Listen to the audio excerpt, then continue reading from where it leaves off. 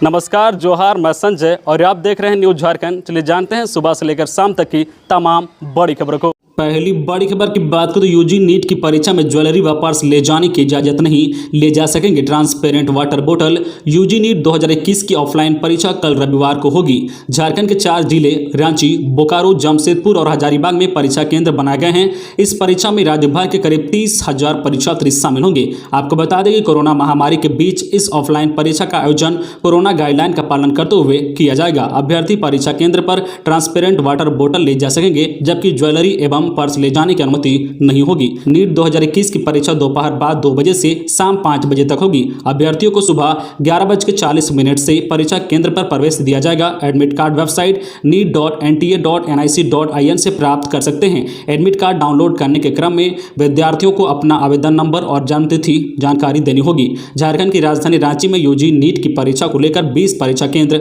बनाए गए हैं। अगली बड़ी खबर की बात करें तो 130 मदरसों का अनुदान मिलने का रास्ता साफ। जय की बैठक में बनी सहमति। एक लंबे समय से राज्य के मदरसों का अनुदान नहीं मिल रहा था। 182 मदरसा सरकारी नियमों का पालन कर रहे हैं या नहीं, इसे लेकर जांच चल रही थी। जांच कमेटी ने जय को रिपोर्ट सौंप दी है। 182 मदरसों में 130 मदरसों की रिपोर्ट सही पाई गई है। अब इन्हें अनुदान दिया जाएगा। 18 महीने से मदरसों में कार्यरत कर्मचारियों और शिक्षकों को मासिक वेतन भी नहीं मिल रहा था। जैक बोर्ड की बैठक बीते दिन आयोजित हुई। बैठक में अनुदान देने पर सहमति बनी है। अभी भी 52 और मदरसों की जांच रिपोर्ट आनी बाकी है। अगली बड़ी खबर की बात करें तो झारखंड में कोरोना संक्रमण। पिछले 24 घंटे मिले 16 नए कोरोना संक्रमित, इसमें 8 रांची के।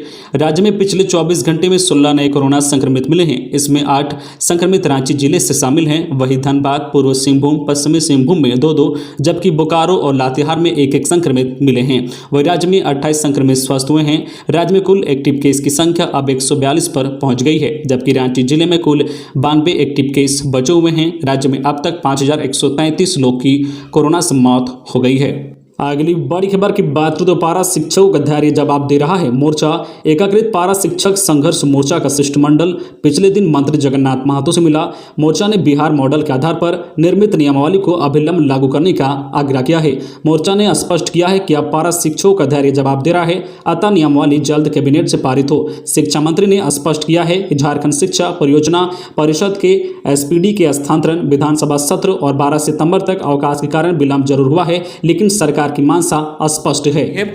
खबरों में आगे बढ़ने से पहले आपसे रिक्वेस्ट है कि अगर आप चैनल को सब्सक्राइब नहीं किए हैं तो प्लीज चैनल को सब्सक्राइब करके बेल आइकन प्रेस कर दें, जिससे आपको झारखंड की हर छोटी बड़ी खबर का अपडेट आप तक पहुंचता रहे। चलिए बढ़ते हैं खबरों की ओर। अगली बड़ी खबर की बात करें तो झारखंड के 24 निजी अस्पताल आयुष्मान योजना से जुड़े, जाने किस जिले में कितने शामिल। राज्य सरकार ने 24 निजी अस्पतालों को आयुष्मान भारत योजना से जोड़ दिया है। आयुष्मान भारत योजना की इम्पैनल कमेटी ने शुक्रवार को इन अस्पतालों को जोड़ने पर फैसला लिया है। इससे संबंधित अधिसूचना जारी कर दी गई है। स्वास्थ्य विभाग से मिली जानकारी के अनुसार रांची जिला के 6, हजारीबाग के 5, देवघर के 3, पूर्व सिंहभूम के 2, रामगढ़ के 2, सिमडेगा के 2, गोड्डा के 1, धनबाद के 2 अस्पताल शामिल हैं। गौरतलब है कि राज्य में आम आदमी को बेहतर चिकित्सा सेवा मुहैया कराने के लिए सरकार निजी अस्पतालों को आयुष्मान भारत योजना से जोड़ रही है। निजी अस्पताल के जुड़ने से गरीब वहां भी 5 लाख की मुफ्त स्वास्थ्य सुविधा का लाभ उठा पाएंगे।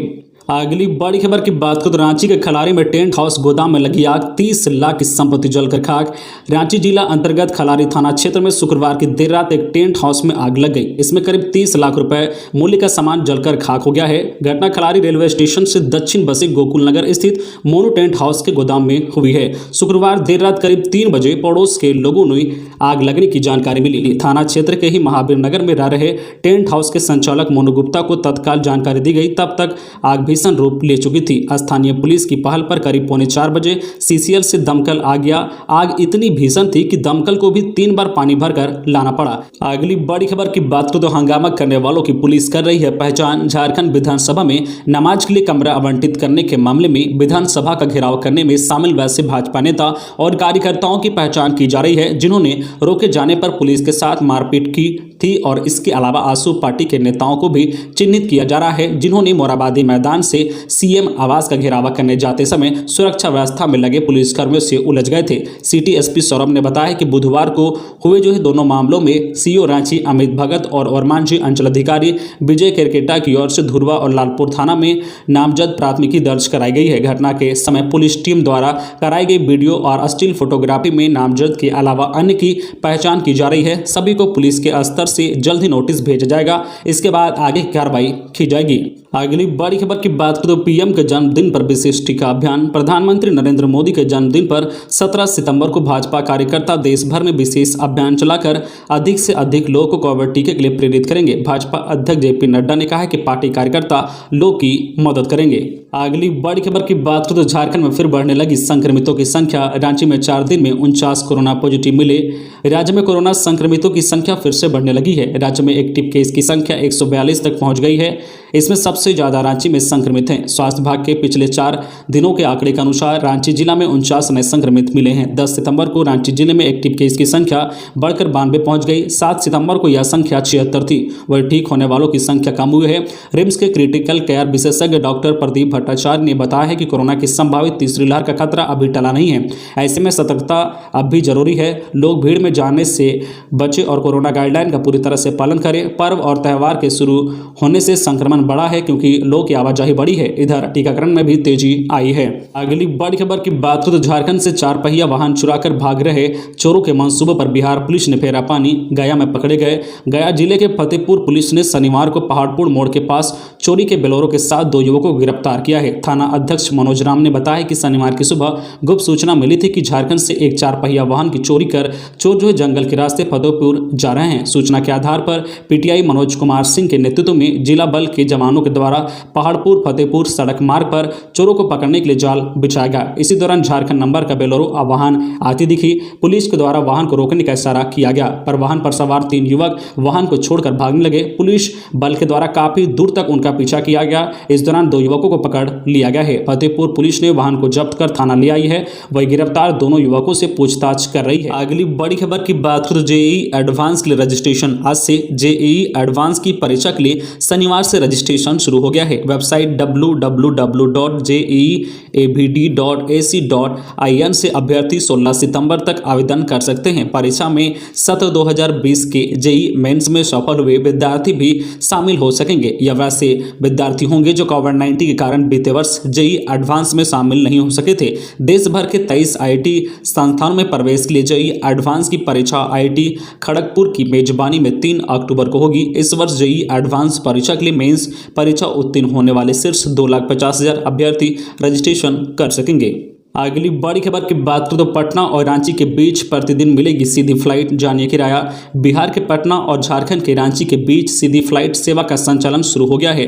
ताज़ा रिपोर्ट के मुताबिक अगर आप पटना से रांची फ्लाइट से जाना चाहते हैं तो आप इंडिगो एयरलाइंस की आधिकारिक वेबसाइट पर जाकर टिकट बुक कर सकते हैं। खबर के अनुसार इंडिगो की फ्लाइट इस रूट पर प्रतिदिन विमान सेवा का संचालन कर रही है। बता दें कि त्योहारों के मौके पर अगर आपको बिहार और झारखंड के बीच ट्रेन का टिकट ना मिल रहा हो तो आप फ्लाइट का टिकट बुक कर सकते हैं। इंडिगो एयरलाइंस द्वारा मिली जानकारी के मुताबिक पटना से रांची आने जाने में 1 घंटा 10 मिनट का समय लगेगा। आप 1 घंटे में रांची से पटना या पटना से रांची की यात्रा कर सकेंगे। इसलिए आप ऑनलाइन के द्वारा फटाफट टिकट बुक करें। जो पटना से रांची या रांची से पटना का शुरुआती किराया 2687 रुपये से स्टार्ट है। यात्रीगण इंडिगो एयरलाइंस की आधिकारिक वेबसाइट www.goindigo.in पर जाकर टिकट बुक कर सकते हैं। तो ये थी आज की झारखंड की टॉप बड़ी खबरें। इसी तरह झारखंड की हर छोटी बड़ी खबर देखने के लिए आप हमारे चैनल न्यूज झारखंड चैनल को सब्सक्राइब करके बेल आइकन प्रेस कर दीजिए, जिससे आपको झारखंड की हर छोटी बड़ी खबर का अपडेट आप तक पहुंचता रहे। तो आज के लिए बस इतना ही। हमें दीजिए इजाजत, फिर मिलते हैं नेक्स्ट न्यूज में।